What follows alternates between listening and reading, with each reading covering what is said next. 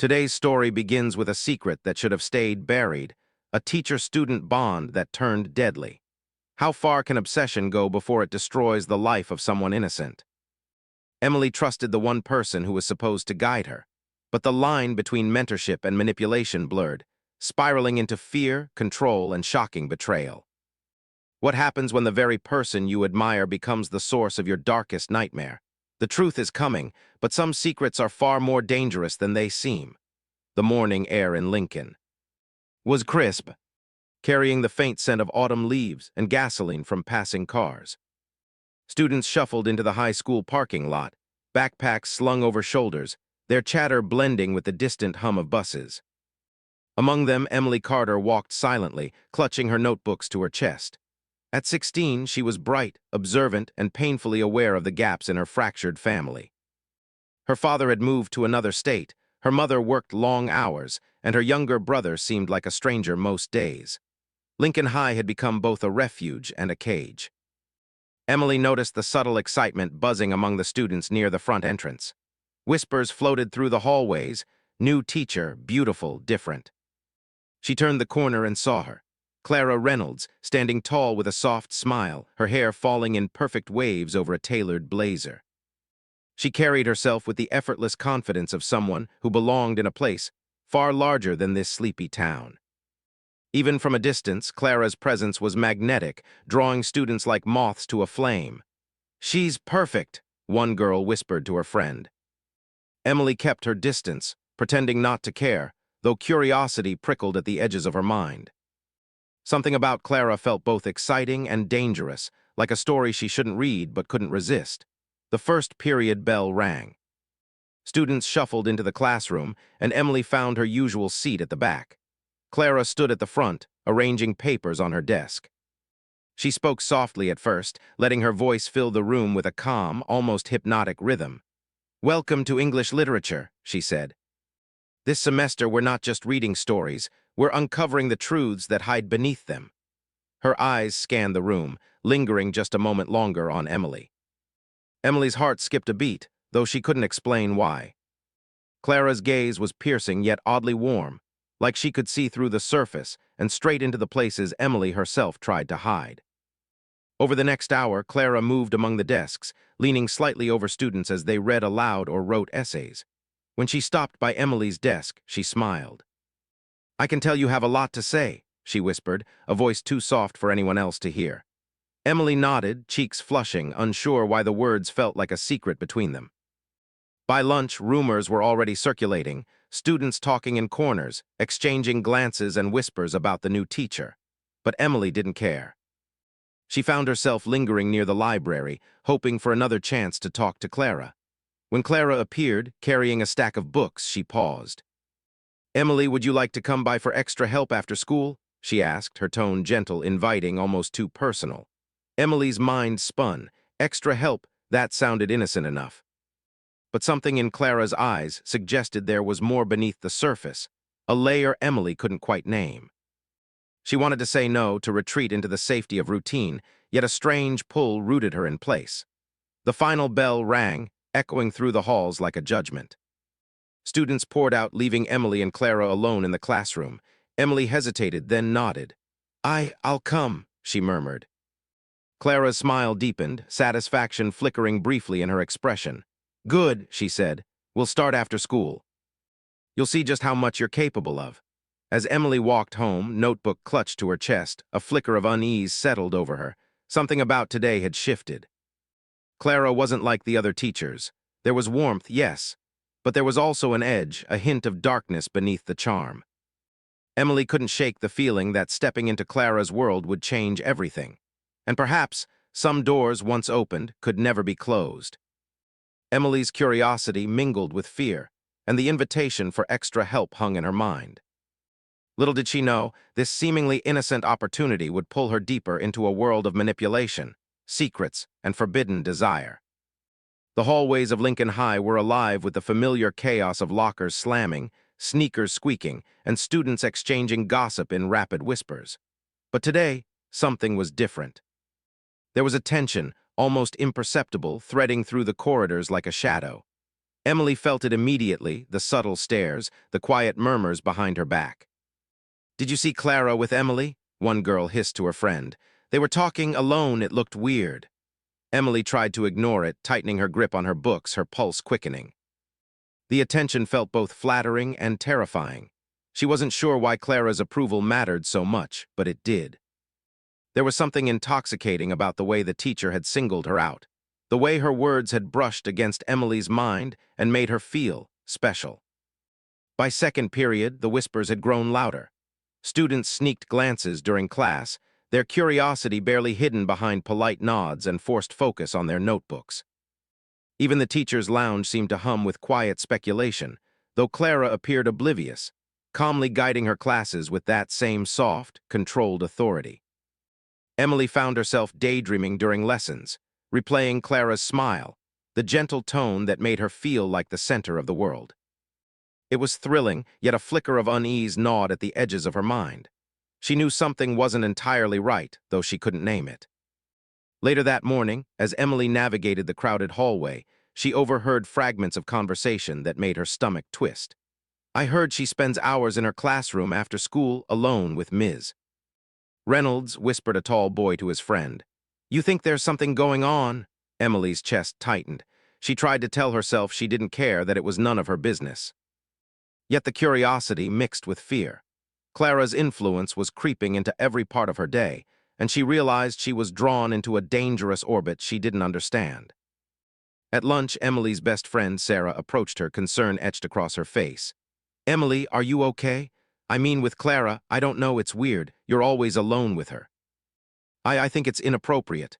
Emily hesitated, the words tasting bitter on her tongue. I don't know," she whispered, staring down at her tray. She makes me feel like she actually sees me, like I matter." Sarah shook her head slowly. "Emily, it doesn't feel right. Teachers aren't supposed to be like that. You need to be careful." The bell rang, cutting their conversation short. Emily walked to her next class, replaying Sarah's words over and over. But something inside her rebelled against caution. The pull toward Clara was magnetic, confusing, and undeniable. Later that afternoon, Emily found herself lingering near the library, pretending to read while secretly hoping for a glimpse of Clara. When the teacher appeared, carrying a stack of books and her usual calm smile, Emily's heart leapt. "Emily," Clara said softly, "would you like to review your essay with me today? I think you have potential that shouldn't go unnoticed." Emily nodded, too nervous to speak.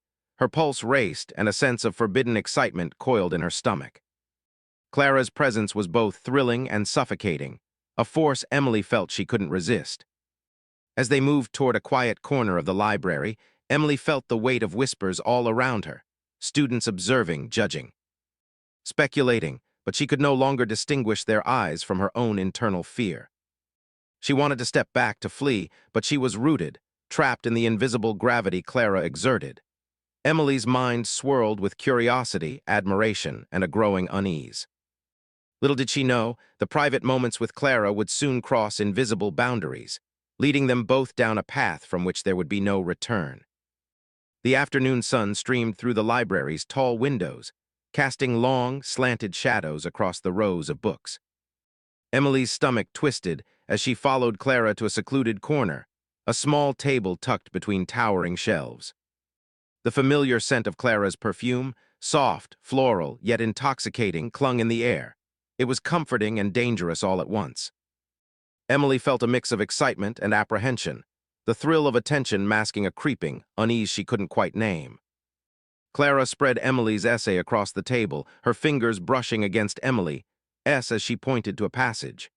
"You have a way of expressing yourself," she said, her voice low, almost intimate.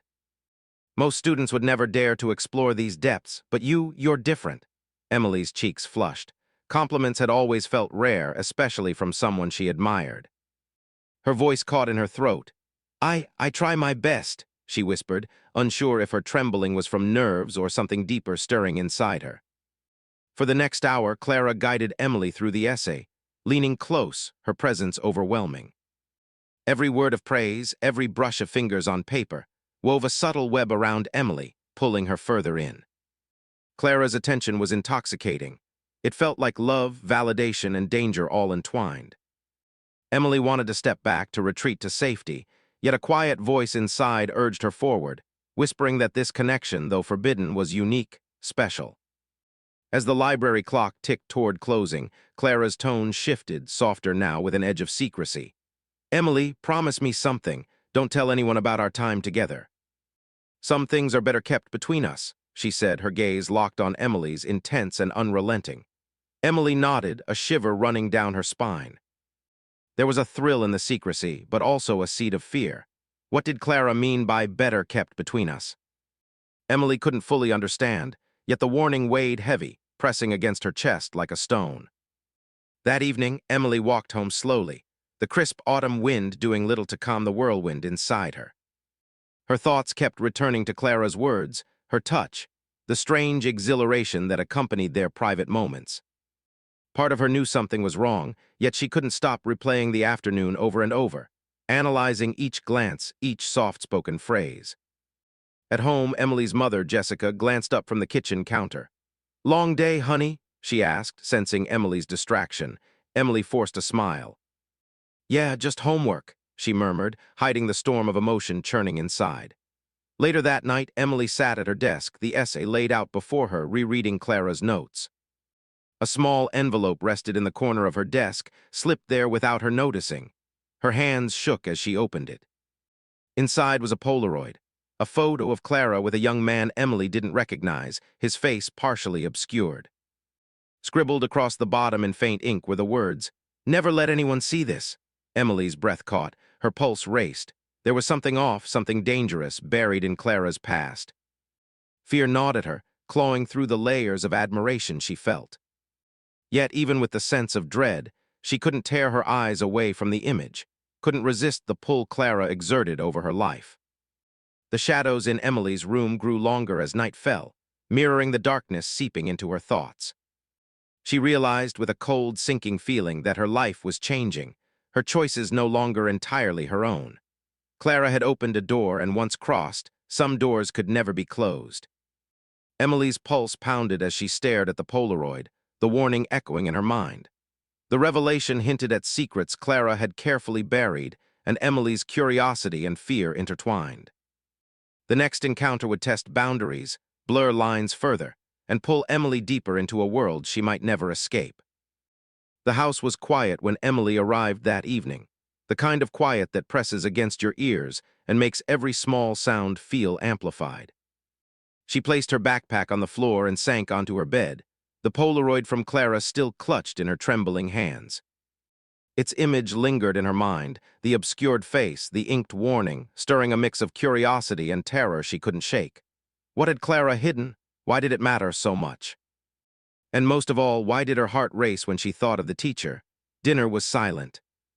Her mother, Jessica, glanced at her occasionally, eyes filled with the faint worry Emily was desperate to hide. Emily forced herself to speak to seem normal. "I have a lot of homework," she said, though her thoughts weren't on essays or literature. They were on Clara, on the strange pull she felt toward her, and on the shadows that seemed to grow longer with each secret uncovered. After dinner, Emily retreated to her room, locking the door behind her. The Polaroid lay on her desk like a small, silent warning. She traced the outline of the man's face with her finger, trying to understand. Was he a former student? Someone Clara had manipulated before her? A cold shiver ran down her spine. The thought that Clara might be dangerous, not just emotionally, but in ways she didn't yet understand, gnawed at her. The following day at school, the whispers had grown louder. Emily could feel eyes on her as she navigated the crowded hallways, some filled with suspicion, others with judgment. She tried to keep her distance, but curiosity and fear intertwined, making every glance at Clara feel like electricity running through her veins. Clara's classroom became a sanctuary and a trap all at once. She continued to single Emily out, offering praise and attention that felt simultaneously comforting and suffocating. "Emily," Clara said softly one afternoon, leaning just a little closer than necessary, "I'm proud of how hard you're working. Not everyone appreciates talent like yours." Her words were warm, but the underlying edge, possessiveness, a subtle warning, made Emily's pulse quicken. As the days passed, Clara's control became more apparent. She monitored Emily's social media accounts, questioning her about friends she spent time with outside of school. "I just want to make sure you're focusing on what's important," she'd say, though the tone was sharp enough to unsettle Emily. Her small rebellions, choosing to meet a friend briefly, keeping a secret journal, were noticed, and Clara's disapproval cut deeper than Emily expected. The isolation began to sink in. Emily's friends noticed her withdrawal, their concerned voices echoing warnings she didn't want to hear. Sarah's face appeared in her mind constantly. "You need to be careful," she had said. Yet Emily felt trapped between loyalty, fear, and the intoxicating bond Clara had built around her. One evening, Emily stayed after school under the pretense of essay review. Clara led her to the small library corner, now quiet with only the two of them inside. "I'm glad you stayed," Clara whispered, a shadow flickering across her face. Her hand brushed Emily, as she passed her the papers, the contact lingering too long. The warmth should have been comforting, but instead, Emily felt a chill run through her bones. Clara's voice dropped to a near whisper. "There are things I can't tell anyone, Emily, things that must remain private no matter what." The warning wasn't a request, it was a command. Emily swallowed hard, unsure how to respond. The thrill of secrecy battled against a growing sense of dread that had begun to take root in her chest. That night, Emily lay in bed, replaying the day over and over. Every word, every glance, every touch had been meticulously orchestrated. She realized Clara wasn't just a teacher, she was a master of control, weaving manipulation with praise, affection with fear. Emily's thoughts turned dark. What am I getting myself into? The sense of entrapment deepened when Emily opened her notebook later, only to discover a folded note slipped inside. The handwriting was unmistakable. Clara's, "You belong to me now. Don't think of leaving." Emily's hands shook as she read it. The boundaries were no longer blurred, they had been crossed, and she knew with a sinking certainty that her life would never be the same. The days following the note were heavy with a suffocating tension. Emily's world felt smaller, each corridor, each classroom, each glance from Clara pressing on her like a weight she could not escape. The thrill of attention had begun to curdle into fear, but her curiosity tethered her tightly to the teacher. Every compliment, every touch, every whispered word was now laced with control. Clara's obsession was no longer subtle. She monitored Emily's social media accounts with a precision that terrified her. "I noticed you commented on Sarah's post," Clara said one afternoon, voice calm but sharp, eyes narrowing. "Remember, some friends aren't always supportive of your growth." Emily's throat tightened. Clara's words weren't a suggestion, they were a command, a manipulation cloaked in concern. Emily found herself retreating further from her peers. She avoided Sarah in the hallways, skipped lunch with the few friends she had left, and spent hours in the library under the pretense of essay help. Clara encouraged it all, her attention now a tool for control rather than praise. Every small rebellion was noticed, every secret kept was rewarded with a fleeting smile or a whispered compliment. It was intoxicating and terrifying. At home, Emily became quiet, her mother noting the change but unable to understand its source. "You seem so withdrawn lately," Jessica remarked over dinner, concern knitting her brow. Emily forced a smile, the mask of normalcy becoming a daily ritual. "I'm fine, Mom." "Just busy with school," she said, but the words felt hollow. She couldn't tell her mother that the person who made her feel special also held her in an invisible grip, twisting affection into fear.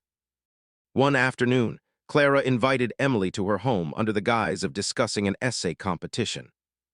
Emily's heart pounded as she walked through the quiet suburban streets, her mind a mix of anticipation and dread. Clara's house was immaculate, each corner reflecting meticulous care, each room carefully curated. Yet behind the pristine surfaces, there was a chill, a sense that the walls themselves had absorbed secrets. Inside, Clara guided Emily to the study. "You're doing so well, Emily," she said, leaning closer as she reviewed Emily's essay. Her hand brushed Emily's again, deliberately, lingering, and Emily felt a jolt of conflicting emotions. The warmth of praise mixed with the icy edge of ownership. "I want to see you succeed in ways no one else can understand," Clara whispered, her eyes locking on Emily's with a possessive intensity. Emily's pulse raced. She wanted to pull away, to flee, but something in her hesitated. Clara had built a web, thread by thread, until Emily's fear, admiration, and fascination were inseparable. Every word now carried double meaning: comfort and control, affection and manipulation, freedom and captivity. By the time Emily returned home, she felt exhausted, as though her mind had been stretched thin by invisible hands. She tried to concentrate on homework, but her thoughts kept returning to Clara. The touch, the voice, the note, the unspoken command that she now belonged to her in a way she couldn't resist. Sleep eluded her, her dreams filled with half-formed warnings and flickering shadows of Clara's gaze. Over the next few days, Emily noticed subtle changes in her own behavior. She stopped laughing at friends' jokes, stopped texting Sarah back promptly, stopped sharing even small moments with anyone outside Clara's sphere. The teacher's obsession had seeped into Emily's own mind, shaping her thoughts, her choices, and her fears. Then, one evening, Emily returned to find a package slipped under her bedroom door. Her hands shook as she opened it, a small diary, blank but for a single inscription on the first page: "Write everything here so I always know." The handwriting was unmistakable. Clara's obsession had crossed another line, extending even into the sanctity of Emily's personal space. Emily's heart pounded, fear twisting into a dark realization. Clara's control was no longer just psychological. It had become invasive, suffocating, and absolute. And as the shadows lengthened across her bedroom floor, Emily understood, with a sinking certainty, that she was trapped in a dangerous web from which escape seemed impossible. Emily's eyes filled with tears as she stared at the diary. The lines between mentorship and manipulation had vanished entirely. And somewhere deep inside, she knew that if Clara's obsession continued unchecked, her life could spiral into a darkness she might never return from. By midweek, Emily felt the walls of her world closing in, though no one else seemed to notice. The whispers of Lincoln High had grown into a constant hum in her mind, but Clara's influence drowned them out.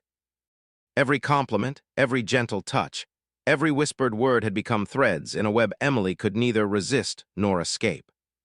She realized with a growing pang of fear that her life no longer felt entirely her own. Clara's attention was omnipresent, though always veiled in warmth. In class, she lingered a fraction too long near Emily's desk, her gaze resting just a moment too long, her hand brushing against Emily's notebook when passing. "You're making extraordinary progress," Clara said softly one afternoon, voice like silk laced with steel. "I want you to reach your full potential in ways no one else can guide you." The words should have been reassuring. Instead, they felt like chains. Emily's mind twisted them, replayed them endlessly, imagining herself under Clara's control, unable to speak freely. Her friends noticed the change immediately. Sarah cornered her in the hallway. "Emily, seriously, what's going on? You're disappearing from everyone. You barely answer my texts anymore." Emily forced a weak smile. I have a lot of homework," she said, though her chest tightened with guilt. Sarah's frown lingered as she walked away, the words unsaid between them creating a cavern of isolation. Emily felt herself slipping further from the life she once knew. After school, Clara invited Emily to the library again, ostensibly to review her latest essay. But the quiet corner was more than a study space. It had become a stage for control. Clara's eyes glimmered with intensity as she leaned over Emily's desk. "Emily, I need you to understand," she whispered, voice low. "The world doesn't appreciate people like us, people who understand each other, who see the truth in one another. Only I can guide you." Emily's stomach churned. The words were seductive and frightening. She wanted to flee, to push away, but her body betrayed her, rooted to the spot by the invisible gravity Clara exerted. The warmth of her praise mixed with the icy edge of ownership made her pulse race. On the walk home, Emily's thoughts spiraled. Every corner of her mind seemed claimed by Clara. Her hopes, her fears, her ambitions, all entangled with the teacher's influence. At home, she avoided speaking about her day, retreating into the safety of her room. But even there, Clara's presence lingered. Emily's desk, the Polaroid, the diary, reminders that her life was being quietly monitored, controlled. The psychological grip tightened further the following week. Clara began subtly isolating Emily from anyone who might interfere with her control. Questions from friends, attempts at casual conversation, even moments of normal teenage connection were discouraged with carefully worded reminders. Some people just don't understand. Don't let them distract you from what matters. Emily began to doubt her own perceptions, second-guessing everything. Was she truly being controlled, or was it just admiration she had mistaken for fear? Her pulse raced every time she saw Clara's car outside the school, every time she received a note slipped into her bag, every time Clara's eyes met hers across the room. One evening, Emily's phone buzzed with a message from an unknown number. A single line, typed carefully, "You belong to me now, don't betray me." Her hands shook violently as she read the words. Fear and fascination twisted in her chest, each emotion feeding the other. She realized with a cold, sinking certainty that Clara's web was complete. She was ensnared. As Emily stared at her phone, heart hammering, she felt a quiet terror settle in her bones. Escape seemed impossible, yet somewhere inside, a spark of defiance flickered. The question was whether that spark could survive the next move Clara had planned, or if the dangerous obsession would finally push Emily past the edge. The days bled together in a haze of fear, admiration, and confusion. Emily's world had narrowed to a single axis: Clara. Every thought, every choice, every heartbeat seemed dictated by the teacher's presence, her subtle manipulations, her whispered commands.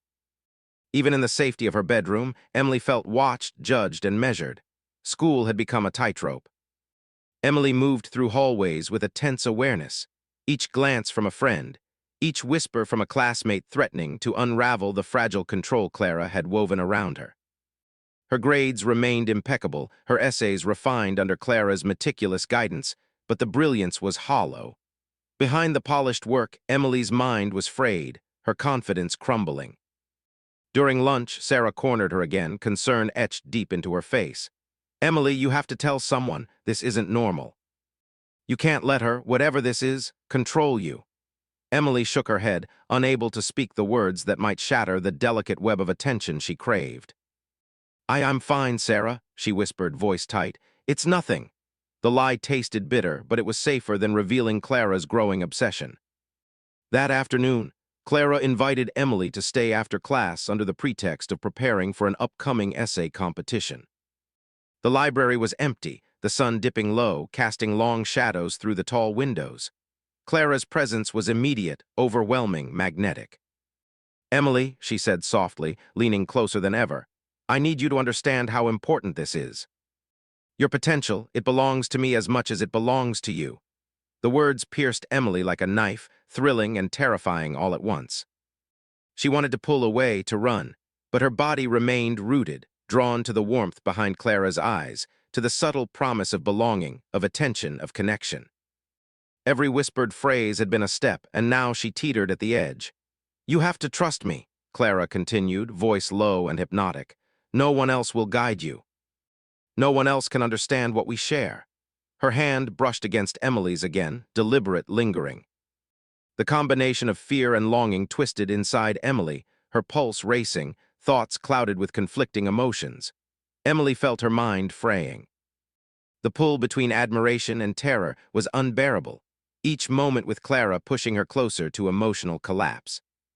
Her chest tightened, her hands trembled, and she realized that she was walking a path she might never leave. When she finally returned home that evening, her mother noticed the visible strain etched into Emily's features. "You look exhausted, honey," Jessica said softly.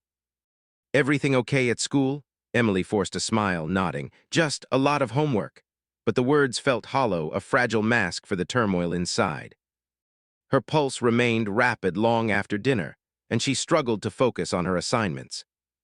The shadows of Clara's presence had seeped into every corner of her life, and even the familiar walls of her room felt confining.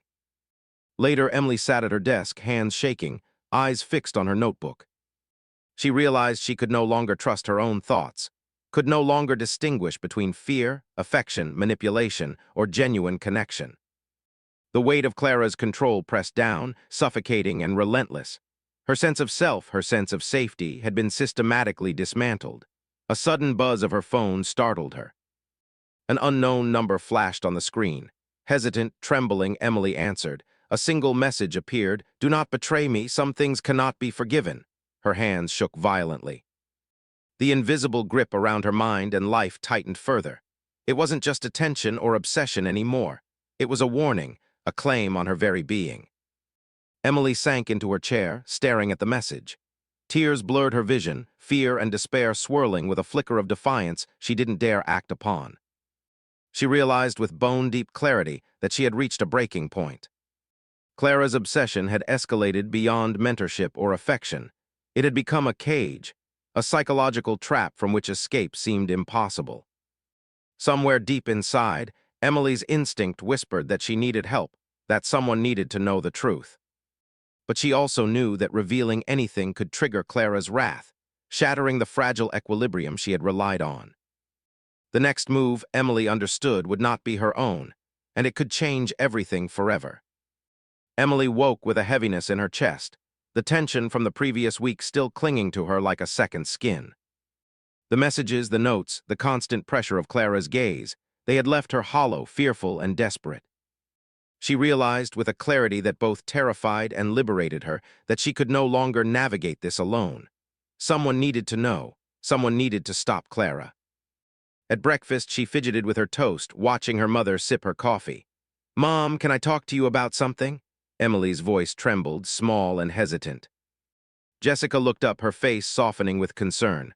"Of course, honey, what's wrong?" Emily took a deep breath, the words catching in her throat. It's Clara. She's not normal with me. There are things she does that aren't right." She paused, afraid of the judgment, afraid of the disbelief, yet desperate for someone to understand. Jessica's brow furrowed. "Emily, tell me everything. I need to know." The words were firm but caring, a lifeline Emily hadn't realized she was grasping for. Trembling, she pulled out the diary Clara had slipped under her door, the Polaroid, and the notes. She's obsessed with me. She manipulates me. She watches me, controls me. And I don't know what to do. Jessica's hands shook as she read, disbelief mixing with rising anger. This is serious. We need help. We need the school and the authorities involved immediately." Her voice was low, but every word carried the weight of resolve. For the first time in weeks, Emily felt a flicker of hope. Later that day, the school principal, Mr. Bennett, and the district's child protection officer sat in a small, sterile office with Emily and her mother. Emily recounted everything she could remember: the praise, the subtle threats, the notes, the diary, the lingering touches. She spoke slowly, each word heavy with fear and shame, but also with the need for justice. Clara's actions were exposed not as harmless attention or mentorship, but as a pattern of manipulation and control. Outside the office, whispers had already begun circulating. Students noticed Clara's absence from classrooms, rumors of her leave of absence sparking curiosity and unease. Emily's classmates had suspected something for weeks, and now the truth began to seep into the light. Meanwhile, investigators reviewed the diary and Polaroid, piecing together a troubling pattern. Clara had left subtle evidence of prior inappropriate conduct with students, carefully hidden but not indiscernible to those trained to look. It became clear that this was not a singular instance of obsession. It was a recurring, dangerous pattern. Back at home that evening, Emily sat quietly on her bed, exhausted but strangely relieved. The weight of secrecy had lifted slightly, replaced by the tremor of anticipation and fear. Clara would no longer hold control in the shadows. Justice, at last, was beginning to move. But that night, Emily's phone buzzed again. Her pulse jumped, fear igniting in her chest. A single message appeared from an unknown number. "You think this is over? Exposure has consequences." Some things cannot be forgiven. Emily's hands shook as she stared at the words. Clara had known all along that her manipulation could be uncovered, and yet the teacher's reach extended even into this moment. The danger was not gone, it had only shifted, its shape now more unpredictable, more threatening. Jessica placed a hand on her daughter's shoulder, steadying her trembling. "We'll protect you," she said firmly, eyes hard with resolve. "You did the right thing, Emily. No one can harm you now." "Not anymore." Emily nodded, her heart still pounding, but a fragile sense of empowerment settling in. She realized that exposing Clara was the first step, but the full consequences, legal, social, and emotional, were still to come. Clara's world, meticulously constructed and hidden behind charm and authority, was unraveling. The teacher's influence, once all-consuming, was now vulnerable. As Emily prepared for sleep, she stared at the ceiling, replaying Clara's warning in her mind.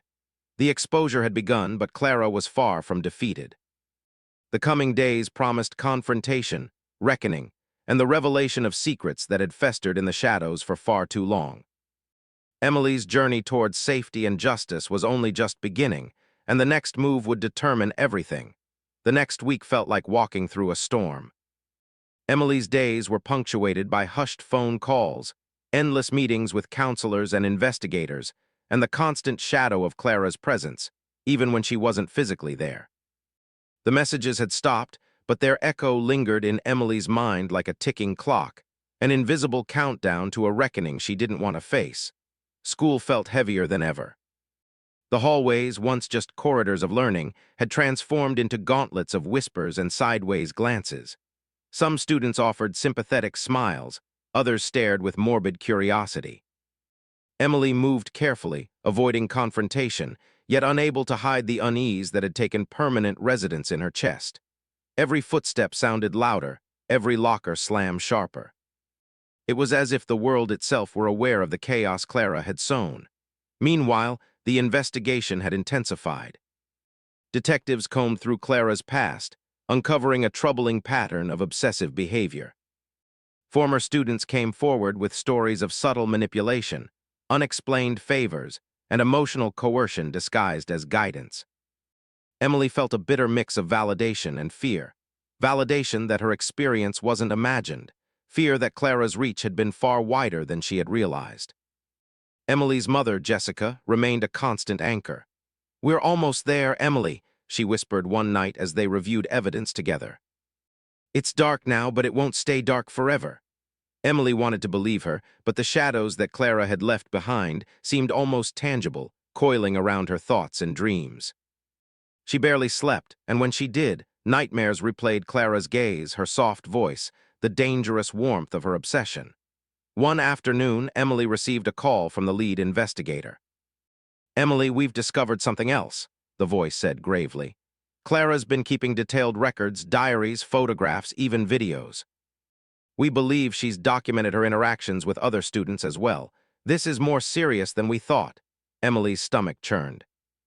The evidence she had feared existed was real, and Clara's meticulous control had extended far beyond her own experience.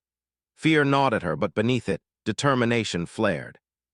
If justice was to be served, she had to see this through, even if it meant reliving every terrifying moment. At school, Clara's absence was palpable.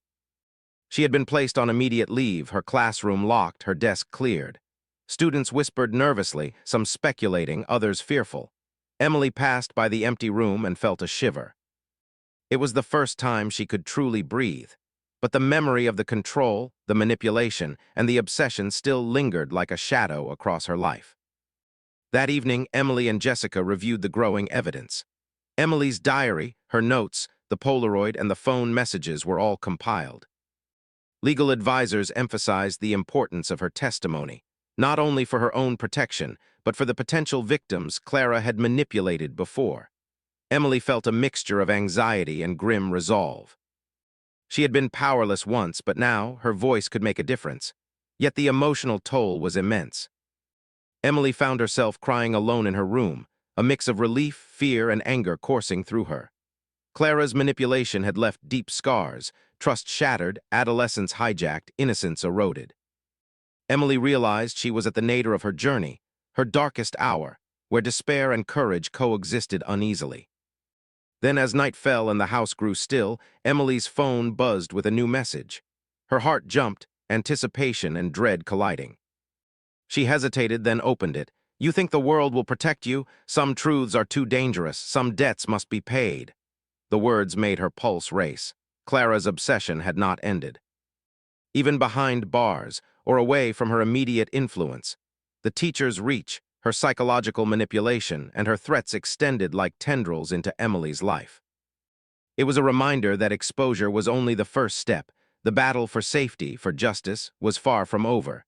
Emily pressed the phone to her chest, trembling. She understood with a chilling clarity that confronting Clara's full scope would demand courage she wasn't sure she possessed. Yet deep inside, a small spark burned.